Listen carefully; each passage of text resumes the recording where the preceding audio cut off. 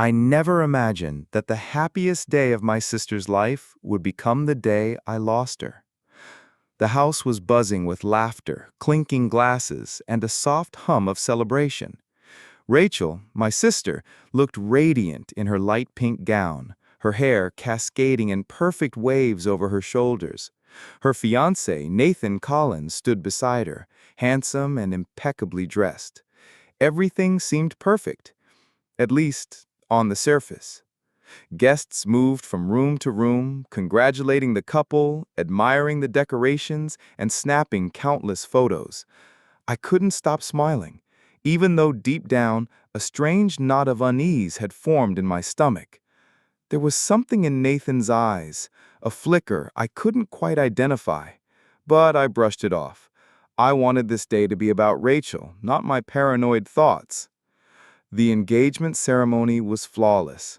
The rings sparkled under the chandelier light, the speeches were heartfelt, and Rachel laughed more than I had ever seen her laugh. I remember thinking, she deserves this. She finally deserves happiness. But then, as the evening progressed, things began to feel off. It started subtly.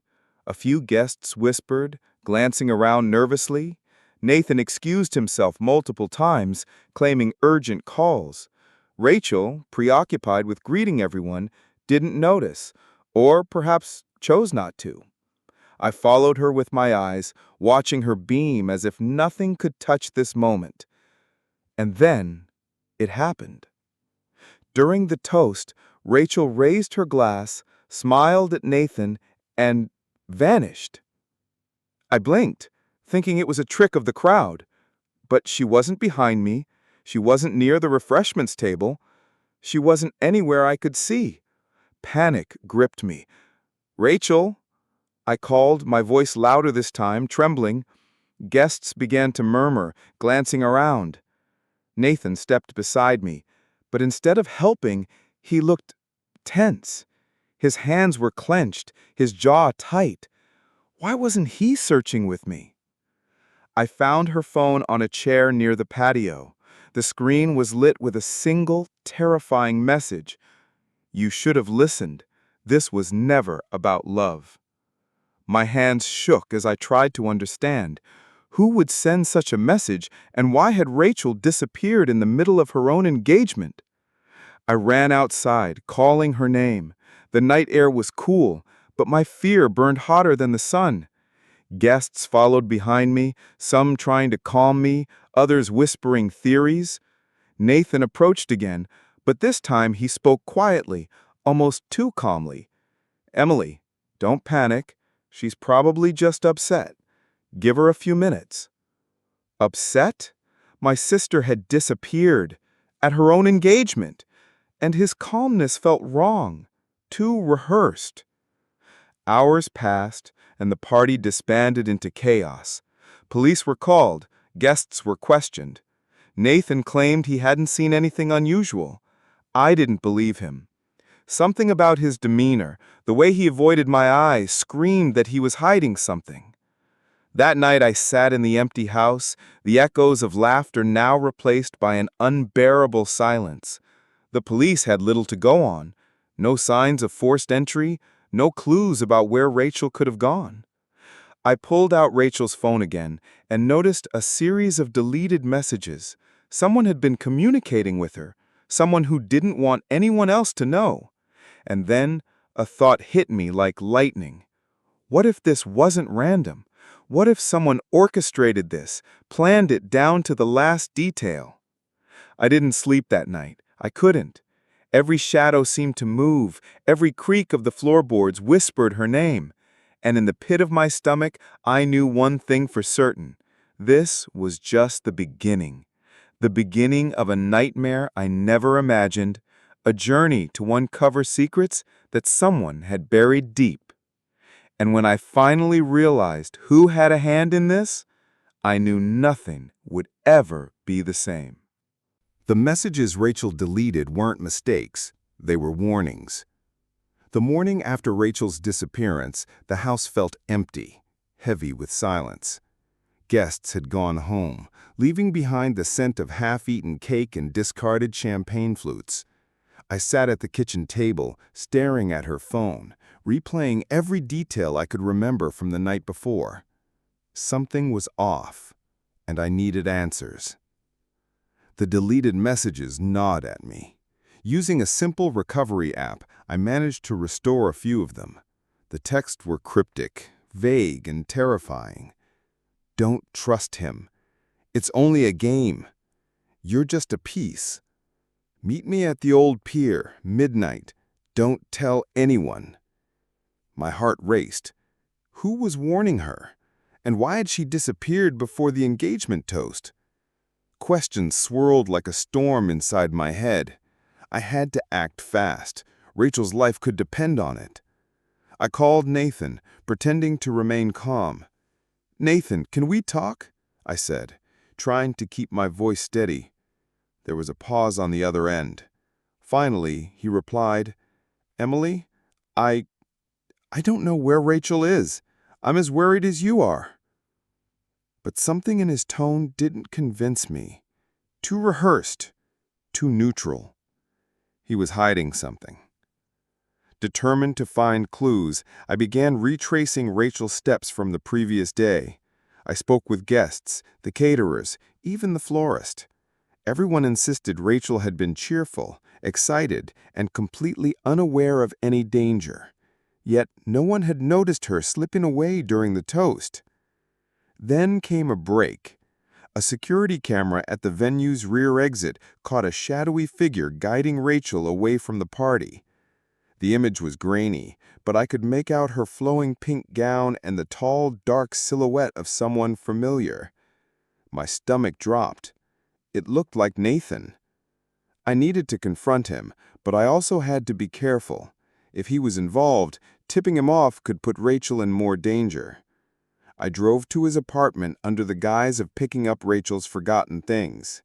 Nathan greeted me with a nervous smile, trying too hard to appear normal. "Emily, you shouldn't be here," he said. His hands were shaking slightly. "I need to know where Rachel is," I said firmly. "Now." He faltered, eyes darting around the room. I could see the cracks in his armor. She needed space. She wasn't happy. I didn't want to ruin the engagement." I felt anger flare inside me. "Space? She disappeared. People are looking for her, Nathan. This isn't a vacation. It's her life." Nathan hesitated. Then, with a sigh that seemed to release weeks of tension, he muttered, "I didn't think she'd listen to me. I thought if I left her clues, she'd come back on her own." Clues? What kind of game was Nathan playing, and why? Before I could ask more, my phone buzzed, a text from an unknown number. "Stop looking, or you'll regret it." Chills ran down my spine. This wasn't just a disappearance. Someone had orchestrated this, and they were watching my every move. Determined not to let fear control me, I began mapping out a plan. The old pier mentioned in Rachel's recovered texts was the only lead I had. It was isolated, dark, and perfect for a trap. I didn't know if Rachel was waiting for me, or if someone else was waiting for her. I arrived at the pier just before midnight, the wind cutting through my jacket like icy knives. Shadows danced along the water, and the faint sound of waves lacking against the wooden posts echoed like a warning. I called out softly, "Rachel? Are you here?" At first, nothing. Then a soft cough. I turned and saw her silhouette near the edge. Relief washed over me, but it was fleeting. Behind her, a figure emerged from the darkness, a tall man with a grin that didn't reach his eyes. "Looking for her?" the man said, his voice low and menacing. I froze. The game had begun. And as the stranger stepped closer, I realized the nightmare was only just starting. And this time, there was no turning back. The stranger didn't just want to scare us. He wanted something far worse. The figure loomed closer, his face partially hidden in the shadows. Rachel instinctively stepped back, her fingers clutching mine. Who are you?" she stammered, voice trembling. The man chuckled softly, a sound that made my stomach twist. "Names don't matter," he said, voice low and threatening. "What matters is that you two have stumbled into something far bigger than you realize." My mind raced. I had anticipated danger, but this was something else entirely. I instinctively shielded Rachel with my body. "What do you want from us?" I demanded, trying to keep my voice steady despite the fear clawing at me. He tilted his head, as if amused by my boldness.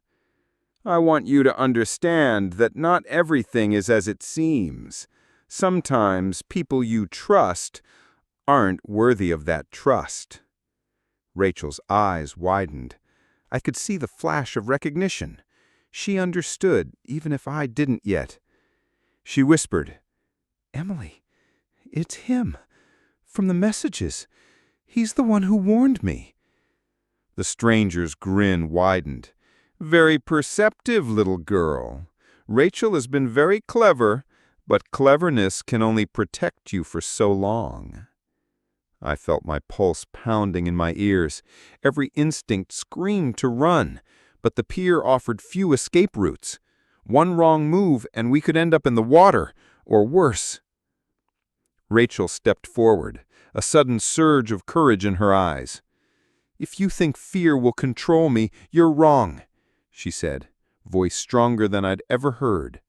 "I've already survived your little games." He paused, clearly impressed, but his smile remained. "Games? Oh, you have no idea. The bet wasn't just about her disappearing. It was about testing her. Testing you." My stomach dropped. "Testing? What do you mean by that?" The man's expression darkened. "There's a reason Rachel received those messages. Someone powerful wanted to see if she would follow them, if she would trust someone blindly. And you, Emily, you've just proven something too." I felt my hands shake. What do you want from us?" He leaned closer, voice dropping to a whisper that cut through the wind. "I want the truth, all of it, every secret, every hidden lie. Only then will you be free, or only then will you regret not playing along." Before I could react, he turned and vanished into the night, leaving only the echo of his laughter behind. Rachel and I stood frozen, the pier eerily silent once more. Rachel shook her head. He's connected to everything. My messages, my disappearance, this bet. I never should have trusted anyone." I held her close, trying to steady both our racing hearts. "We'll figure this out. Together." But deep down, I knew that the stranger's warning wasn't empty. Whatever game we were now trapped in was far from over. Every step forward could bring answers, or danger worse than anything we had imagined. And as the darkness swallowed him, I realized one terrifying truth. The bet wasn't over, and we were still in play. The messages weren't just warnings, they were breadcrumbs, and someone wanted us to follow them. The morning after the encounter on the pier, Rachel and I met at her apartment, the sunlight streaming through the blinds, cutting sharp lines across the floor. It should have felt normal, ordinary, but the shadows of last night lingered, heavy in the air. Rachel sat on the edge of her couch, clutching her phone like a lifeline. "We can't ignore it," she said, voice tight. "He knows more than he should, and every move we make, he's watching." I nodded, taking a seat beside her. "Then we need a plan. Every message, every hint he's left, it's all a clue. If we follow them carefully, maybe we can figure out what he wants." She opened her phone and scrolled through the sequence of mysterious texts she had received over the past month. There were strange timestamps, odd phrases, and subtle references that seemed nonsensical at first, but now felt like a map. This one, she pointed, at a message sent at 2:17 a.m. Meet me where the city forgets the sun. The city forgets the sun, I repeated, brow furrowed. What does that even mean? Rachel's eyes narrowed. It has to be somewhere abandoned or underground, somewhere no one notices until it's too late. I shivered at the thought. The thrill of fear ran through me, but I forced myself to focus. Then that's our first stop. We need to go there before he does or before anyone else finds out. We spent the next hour digging online, checking city maps, old construction sites, subway tunnels that had been closed for years. Finally, Rachel's finger froze on a location, a long, forgotten underground parking garage tucked beneath the oldest part of the city.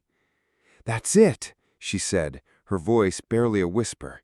"This is where he wants us." The decision wasn't easy. Every instinct screamed danger, but the pull of answers was stronger. We packed a small bag with essentials, flashlights, phones, a few snacks, and most importantly, our courage. As we stepped out into the early evening, the city looked ordinary. People walking dogs, the hum of traffic, but beneath its surface, secrets waited, and we were about to uncover them. The entrance to the parking garage was hidden behind a crumbling brick wall, nearly invisible unless you knew where to look. We pushed the heavy metal door open, the rusty hinges groaning, echoing down the dark corridor. Inside, the air was damp and smelled of decay. Shadows stretched across the concrete walls, flickering as our flashlights passed over them. The silence was deafening, broken only by the occasional drip of water from the ceiling. "This feels wrong," I muttered, gripping Rachel's hand. She nodded, but didn't respond, eyes scanning every corner, every shadow. "We're close," she said finally, voice tight with anticipation. "I can feel it." As we moved deeper into the garage, I noticed markings on the walls, symbols scratched into the concrete, almost imperceptible. They formed a pattern, a trail leading us further in. I snapped a photo, realizing these weren't just graffiti, they were messages guiding us. Suddenly, a sound echoed from the far end of the garage. Footsteps. Slow, deliberate. Rachel froze, her hand tightening around mine. "He's here," she whispered. A figure stepped out of the shadows, face obscured by a hood. "Welcome," he said, voice smooth, controlled. "I see you found my breadcrumbs." My heart raced, adrenaline surging. "Who are you? What do you want from us?" The man's smile was unsettling. "All in due time. But first, you must prove you're worthy of the truth." Before we could react, he moved quickly, leaving behind a small envelope at our feet. Without a word, he vanished into the shadows, leaving us alone with our fear and the first real clue of what lay ahead. Rachel bent down and picked up the envelope. Inside was a single piece of paper, written in elegant, almost mocking script. "The next move decides everything. Fail, and you're lost." We exchanged a glance, the gravity of the situation settling over us like a heavy fog. This was no longer a game of curiosity, it was survival. And as we left the garage, the shadows seemed to whisper, one wrong step, and it could all be over. Some secrets aren't just dangerous. They're designed to destroy you. The envelope we had found in the underground garage weighed heavier in our hands than it ever could on paper. Rachel's fingers trembled as she unfolded the letter, revealing a single, shocking sentence. "Everything you believe about trust, loyalty, and love was just a bet." I froze, staring at the words as if they burned through my eyes. A bet? What does that even mean? Rachel's lips pressed into a thin line. It's him. The one who's been sending these messages. He's gambling with our lives, with our choices, maybe even with our hearts. We had spent weeks following cryptic texts, uncovering shadowy leads, and risking danger. And now, it seemed, it was all part of some cruel game. But the question remained, why us? Why target Rachel so personally? We sat on the curb outside the abandoned garage, the city lights flickering in the distance. The words repeated in my mind. Everything was just a bet. I've got an idea, I said, finally, voice low but firm. If this is a game, there has to be rules. Every gambler leaves a pattern, something predictable. Let's study every message he sent, every move he's made. There has to be a method to this madness. Rachel nodded, pulling out her phone. I've saved everything. Every timestamp, every location hint, even the way he phrases things. Maybe the pattern isn't obvious, but it's there. We spent hours in her tiny apartment, comparing messages, mapping out locations, and even drawing timelines on a large whiteboard. Each clue painted a more sinister picture than the last. Then we noticed it. A recurring theme, a single phrase hidden in every message, something almost subliminal. The final bet decides the truth. The final bet? I repeated. Does he mean there's a point where we win or lose everything? Rachel's eyes widened. Exactly. And that's what we're walking toward. We need to figure out what the final bet is before he decides our fate. The more we dug, the more horrifying it became. The man behind this wasn't just a sadistic prankster. He was someone with intimate knowledge of Rachel's life, her past, her family, even details about people close to us. It's like he's reading our thoughts, I muttered. How does he know all this? Rachel shook her head, biting her lip. I don't know. But one thing is clear. This isn't random. Someone set this up. Someone wanted me to be here at this exact moment, following these exact steps. We knew we couldn't involve the police. Not yet. Every step we took seemed to tighten the noose around us, and bringing outsiders in could tip the balance against us. We were alone, hunted, and vulnerable. And then came the message that changed everything. A short video sent to Rachel's phone, just 3 seconds long. The footage was grainy but unmistakable. It showed a luxurious hall decorated for a celebration, balloons, flowers, and a grand chandelier. And at the center of it all, a man laughing, tossing dice onto a table. But it wasn't just any game. On the table were photographs, letters, and personal items that belonged to Rachel, her family, and even me. This is insane, I whispered, swallowing hard. He's wagering our lives, our secrets, our happiness, on a literal bet. Rachel's fingers were icy on my arm. And he's not done. The next clue, it's not just about finding him. It's about winning, or losing everything. That night, sleep eluded us. Every creak in the apartment, every shadow outside the window felt like the presence of the man watching us. We realized that the game wasn't just psychological. It was orchestrated to break us down, to test every bond we had, every instinct, every decision. And the stakes were higher than we could have imagined. By morning, we understood one terrifying truth. The final bet wasn't just coming. It had already begun. When the game begins, the first move could cost you everything, or reveal who you truly are. The sun rose over the city, but it offered no comfort. Instead, it illuminated the truth we were trying to ignore. Someone out there was orchestrating every step we took, every text, every shadow, every coincidence, carefully planned. Rachel and I sat across from each other at the small kitchen table in her apartment, maps and photos spread before us like a battlefield strategy.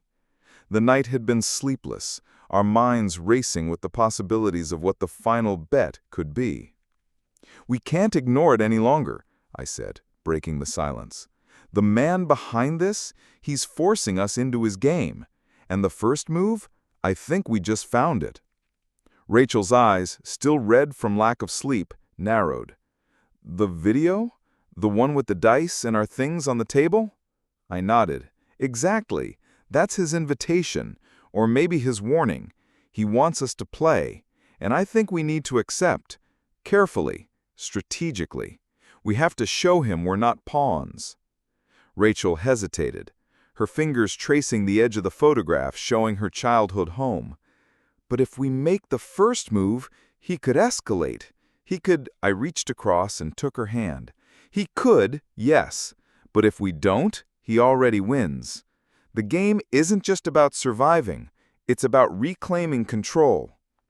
We spent the morning decoding the clues embedded in the short video. The dice, the arrangement of the letters, even the angle of the photographs. They weren't random. Each element pointed to a location downtown, a small, abandoned warehouse near the river. "Do we even know what we're walking into?" Rachel whispered, her voice trembling. "No," I admitted. "But we know it's the first move, and sometimes that's all you need to start turning the tables." By late afternoon, we were on our way, the city bustling around us while our hearts raced. Every intersection, every passerby felt like a potential threat. We moved quickly, blending into the crowd, and finally reached the warehouse. It was dark, decrepit, and smelled of rust and mildew, the perfect stage for a game of shadows. Rachel's hand tightened on mine as we stepped inside. The interior was eerily quiet, the only sound our own breathing and the faint drip of water from a leaking roof. On a wooden table in the center, illuminated by a single hanging light bulb, lay our possessions, photographs, letters, and other personal items carefully arranged around a stack of dice. A voice echoed from the shadows. "Welcome. I was wondering when you'd arrive." We froze. A figure stepped forward, tall, dressed in black, face partially hidden. The calm confidence in his tone sent a chill down my spine. "This," he said, gesturing to the table, "is your first challenge. Roll the dice. The outcome determines how much you reveal or how much you lose." Rachel stepped back. "Reveal? Lose? What are you talking about?" The man smiled thinly.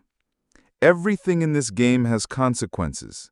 Every choice you make, every risk you take, affects the balance. Are you ready to play?" I looked at Rachel, then at the dice. My pulse pounded in my ears. "We don't have a choice," I muttered. "We have to play." Rachel nodded, fear and determination mingling in her expression. She picked up the dice first, rolling them carefully. They clattered across the wooden table, landing on double sixes. The man's smile widened. "Interesting. You've just unlocked the first secret. But secrets have a price." A folder appeared from nowhere, as if materialized by the shadows themselves. Inside were documents that threatened not just our lives, but the lives of everyone close to us. The game had begun, and the first move had already put us on the board.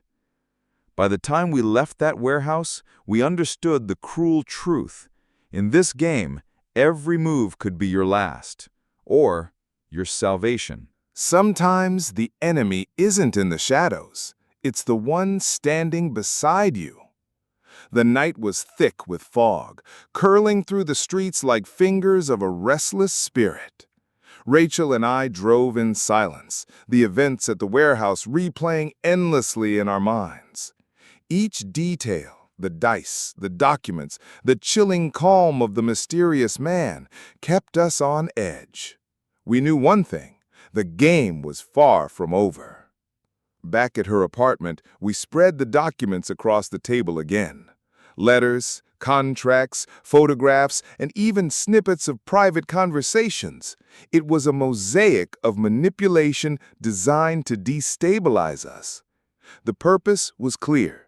The game wasn't just a test. It was a weapon. Rachel frowned at one particular envelope. These are messages from my own assistant, Lucas.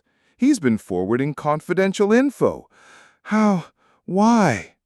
I leaned over and scanned the documents. Lucas's handwriting was unmistakable.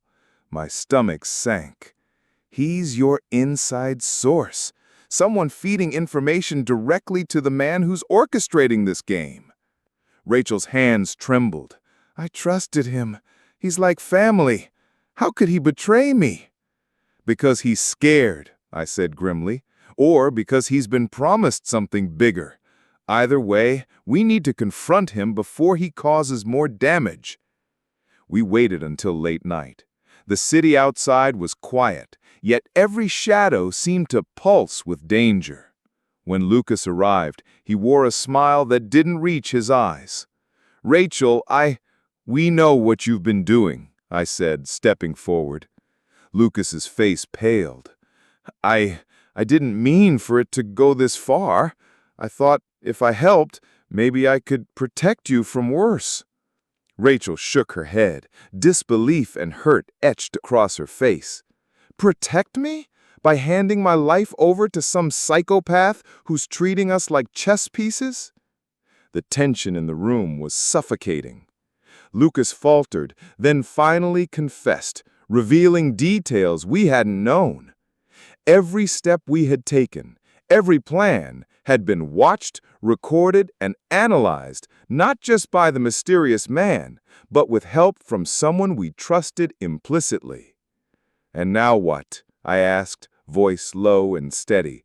Do you expect forgiveness? Lucas hesitated, then lowered his eyes. No, but I want to help fix this. I want to stop it. Rachel studied him, torn between rage and the need for allies. We can use you, but one wrong move and you're out. Lucas nodded, accepting the ultimatum. The fragile alliance was formed, yet trust had been shattered. We knew the man running this game wasn't just watching us. He had already predicted how we'd react to every twist, every betrayal. And now, with a mole inside our circle, the stakes were higher than ever. Over the next few days, Rachel, Lucas, and I worked meticulously to trace the origins of the mysterious communications. Every clue led to dead ends or red herrings designed to frustrate and mislead us. Yet, in the middle of the chaos, a pattern began to emerge. A series of locations linked not by geography, but by timing and personal significance. It's like he knows us, Rachel muttered one night, exhaustion written on her face. Every choice we make, every emotion we feel, he's anticipating it. I nodded grimly, which means we need to play smarter, not harder. We need to make a move he doesn't see coming. Just as we thought we had a strategy, a new message arrived, this time an audio file. Rachel hesitated before playing it. The moment the voice began, our blood ran cold. You think betrayal hurts? Wait until you see what happens when the game truly begins. The recording ended abruptly, leaving only the echo of our fear and uncertainty. This wasn't just a game anymore. It was a warning. And now, with Lucas's betrayal laid bare and our enemies watching, we realized the cruelest truth. The closer we got to the solution, the deeper the trap became. And as the city slept, we knew one terrifying fact. In a game of shadows, trust is the first casualty. Just when you think you're alone, someone appears, and change is everything. The city streets glistened with the remnants of an early rain, reflecting neon lights like broken glass. Rachel and I walked side by side, both exhausted but unwilling to stop. The weight of Lucas's betrayal still lingered, but at least now we had a plan. Or so we thought. We had managed to trace the mysterious communications to a series of locations around the city, each seemingly random, but tied together by an invisible thread of timing and significance. Our goal? Find the source before he found us. Every step was calculated, every move cautious. The stakes were higher than ever. As we approached an abandoned warehouse at the edge of downtown, a figure emerged from the shadows. My heart skipped. Whoever this was, they weren't supposed to be here. "Rachel, stay behind me," I whispered. The figure stepped forward, hands raised in a gesture of peace. "Wait, I'm not here to hurt you," a calm, confident voice said. A man in a dark trench coat, his face partially hidden by the hood. "I've been following your progress. I think I can help." I studied him carefully. Every instinct screamed caution. "Who are you?" I demanded.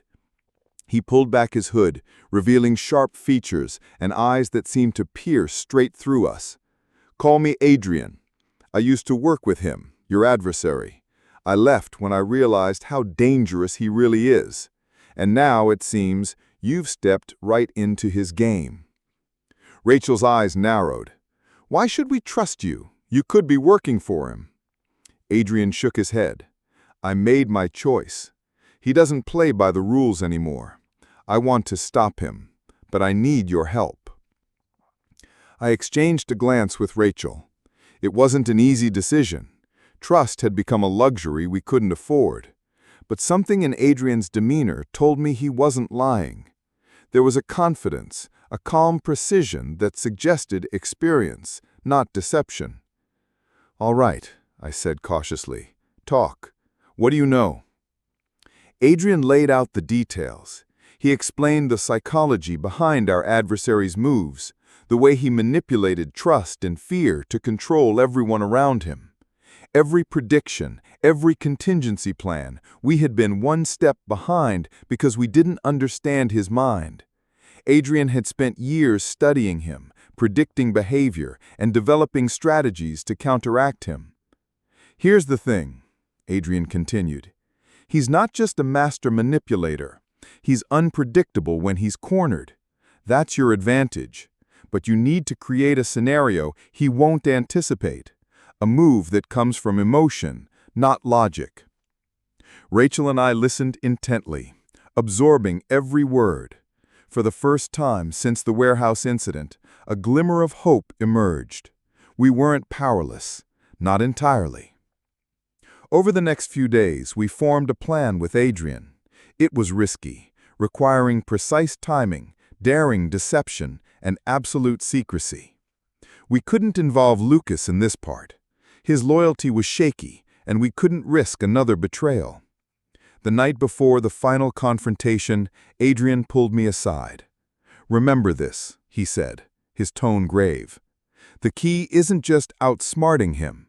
It's showing him that he doesn't control everything, that chaos exists even within his plans." I nodded, feeling the weight of responsibility pressing down on me. Rachel and I had survived twists, lies, and betrayal, but nothing would prepare us for what was coming next. As we parted ways that night, the city seemed unusually quiet. Too quiet.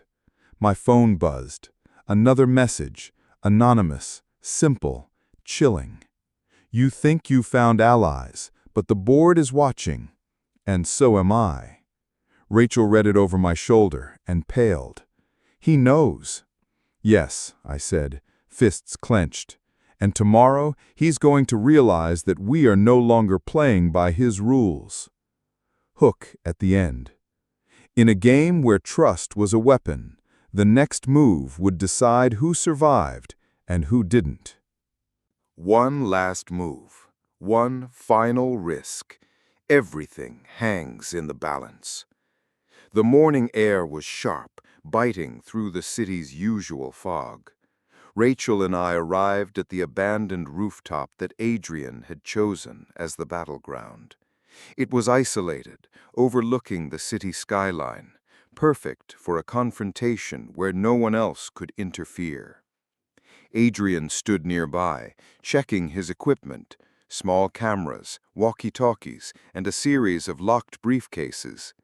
His eyes met mine. "This is it. Once we start, there's no turning back. Are you ready?" I took a deep breath, my pulse racing. As ready as I'll ever be. Rachel placed a reassuring hand on my shoulder. "We've survived worse. We can handle this." We weren't just fighting for our safety anymore. We were fighting for truth, for justice, and for the chance to reclaim control over our lives. From the shadows he appeared, Lucas, smug and confident as ever, as if he already knew the outcome. "I was wondering when you'd show up," he sneered. "And with an ally. How quaint." Adrian stepped forward. Quaint, perhaps, but effective. Lucas's eyes darted around, noticing the cameras and the equipment. He laughed. "You think you can trap me? You've underestimated me for the last time." I stepped forward, my voice steady despite the adrenaline coursing through me. "You underestimated us, and that's the mistake you won't recover from." For a moment, silence hung in the air.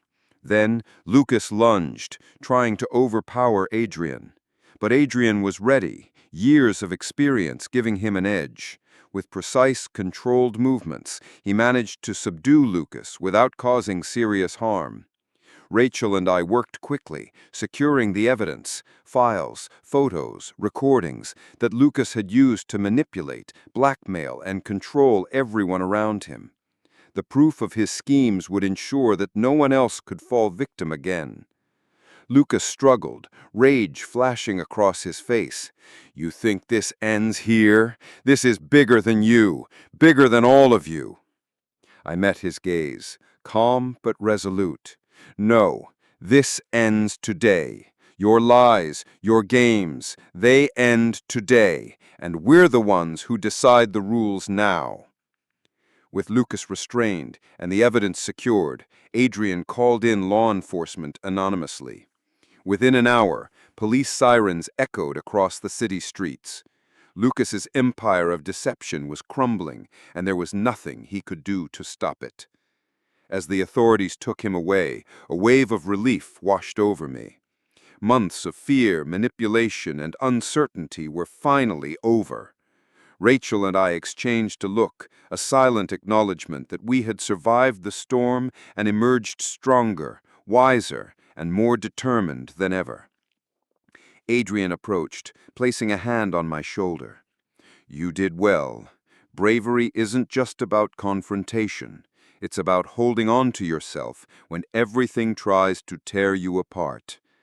I nodded, gratitude and exhaustion mixing in my chest. "We couldn't have done it without you." He smiled faintly. "No, but you both did the hardest part, trusting each other when trust seemed impossible." Rachel laughed softly. "I think we've earned a break." I looked out over the city, the sun finally breaking through the clouds, casting golden light across the rooftops. Everything felt different, clean, open, full of possibility. We weren't defined by what had happened to us. We were defined by how we had fought back, together. Hook at the end. Sometimes the only way to win is to risk everything, but the victory is worth every scar. Rachel turned to me, eyes sparkling. "So, what now?" I smiled, taking her hand. "Now, we live, we laugh, and we make sure no one ever underestimates us again." As we walked away from the rooftop, side by side, the city below seemed smaller, quieter, like the chaos had finally been tamed. but inside us, a new strength burned bright. We had faced the storm, and we had survived. Together. The past was behind us, the future ahead. And for the first time in a long while, it felt like it was truly ours.